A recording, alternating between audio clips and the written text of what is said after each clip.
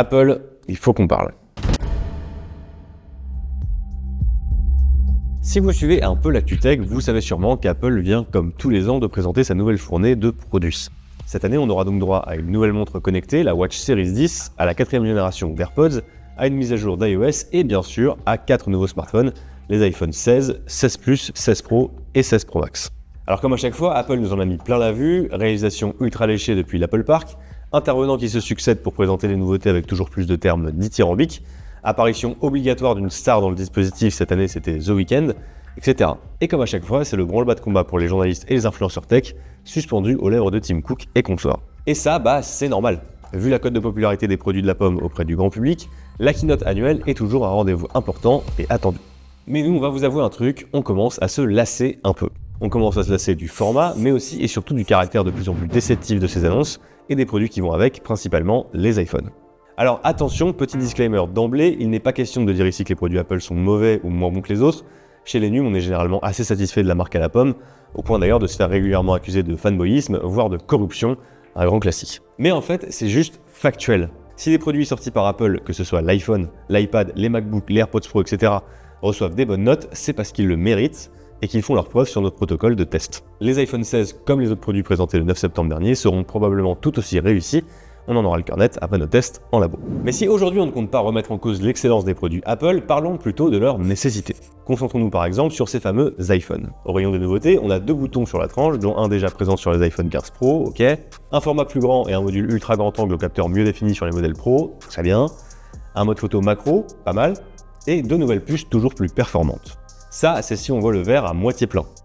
Si on le voit à moitié vide, on note qu'il n'y a aucune évolution majeure en termes de design du smartphone, pas de vraie grosse amélioration de la partie photo en dehors de trucs un peu niche, quelques vagues promesses d'une meilleure autonomie qui n'ont été étayées d'aucune donnée précise, bref, rien de vraiment révolutionnaire pour reprendre un terme que les fans d'Apple connaissent bien.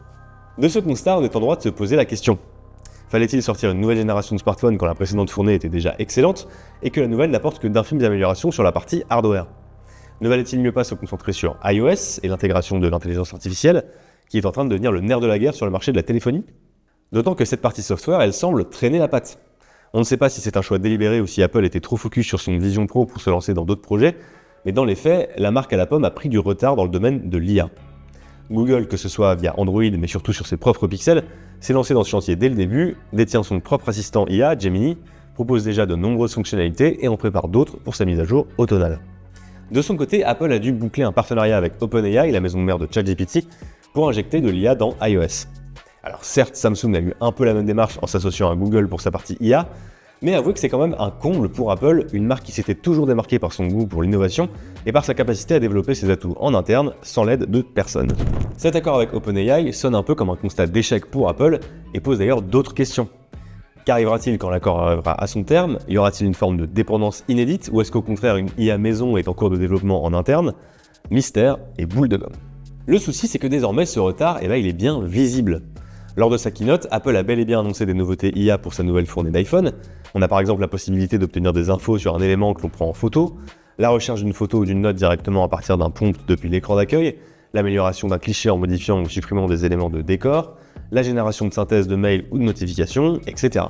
Mais il y a un double hic et pas des moindres. Le premier, c'est que ces fonctionnalités existent déjà ailleurs et semblent donc un peu le réchauffer, ça on l'a dit. Mais surtout, ces nouveautés ont été annoncées pour décembre 2024 dans la plupart des pays anglophones et pas avant 2025 sans date précise pour d'autres pays, notamment la France. Et si vous n'êtes pas équipé d'un iPhone récent, mauvaise nouvelle, l'IA sera présente sur les 4 iPhone 16, sur les versions Pro et Pro Max du 15, et c'est tout. Ça fait beaucoup de paramètres pour une techno déjà largement déployée chez certains concurrents, on va dire. On pourrait évidemment ajouter l'aspect écologique dans cette équation. L'an dernier, Apple avait massivement mis en avant sa démarche éco-responsable, se mettant carrément en scène en train de discuter pépouze avec Mère Nature. La marque à la pomme avait reçu pas mal de backlash après coup, et en même temps, comment ne pas souligner l'absurdité de la situation? Et oui, on parle d'une marque qui sort une nouvelle gamme tous les ans, parfois sans avancée particulière, alors même que la génération précédente pourrait tout à fait tenir une année de plus. Ce qui engendre évidemment de nouveaux produits à concevoir, donc des coûts énergétiques, et de nouvelles livraisons par avion pour des clients qui pour certains veulent à tout prix avoir le dernier iPhone, et qui l'achèteront tant qu'Apple en sortira. Difficile de se dire écolo quand on est pris dans une telle contradiction. Alors attention, Apple n'est évidemment pas tout seul dans cette galère, toutes les marques de smartphones sortent un nouveau modèle tous les ans, multiplient les références et on peut tout autant interroger leur nécessité. Mais on se dit que s'il y a bien une marque qui pourrait montrer la voie et ouvrir une brèche dans laquelle d'autres pourraient s'engouffrer, c'est bien Apple. D'autant qu'il s'agit tout de même, malgré tout ce qu'on vient de dire, d'un des constructeurs les plus attentifs aux questions écologiques dans la conception de ses produits. Et si Apple et les autres s'accrochent à leur volonté de nouveautés permanentes, soit. Mais alors soyez vraiment innovants, proposez des choses.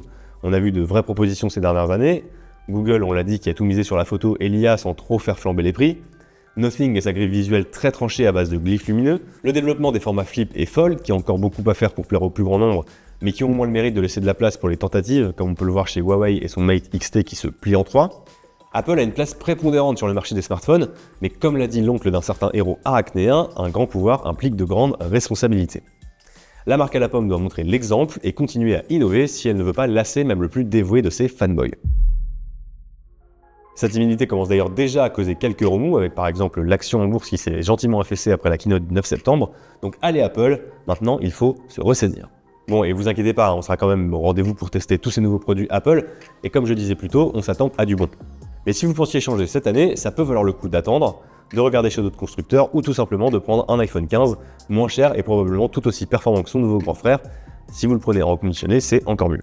Ah et au fait, on n'a pas fini d'entendre parler d'Apple cette année puisqu'on parle déjà d'une autre keynote au mois d'octobre, cette fois dédiée au Mac et au grand retour de l'iPad mini, donc on reste aux aguets. On espère que cette petite analyse vous a plu, dites-nous en commentaire ce que vous pensez de tout ça, et n'oubliez pas de vous abonner pour ne pas louper nos prochaines vidéos.